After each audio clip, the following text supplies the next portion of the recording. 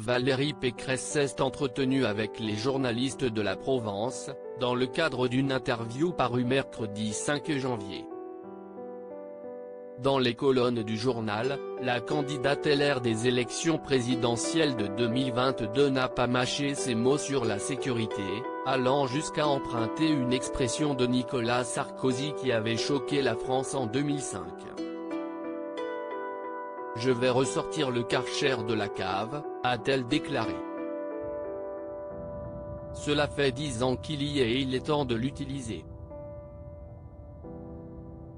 Il s'agit de remettre de l'ordre dans la rue.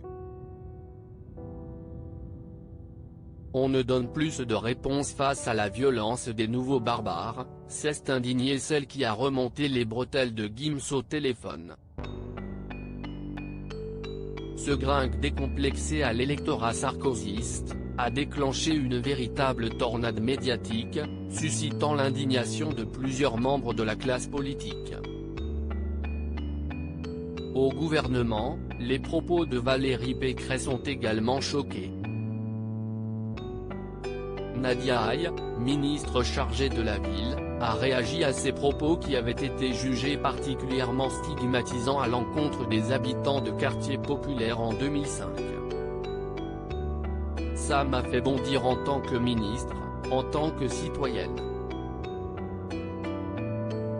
Je suis originaire de ces quartiers, j'y ai vécu 30 ans, ma famille y habite, je sais ce qu'il s'y passe.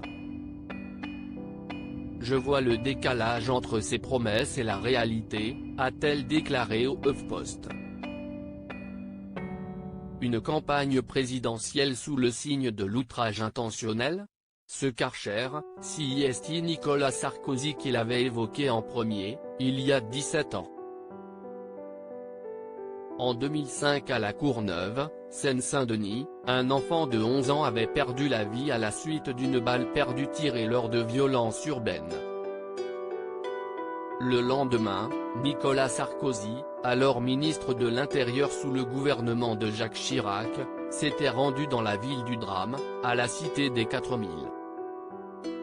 On va nettoyer la cité des 4000 au Karcher, avait déclaré l'ancien ministre dorénavant condamné pour détournement de fonds.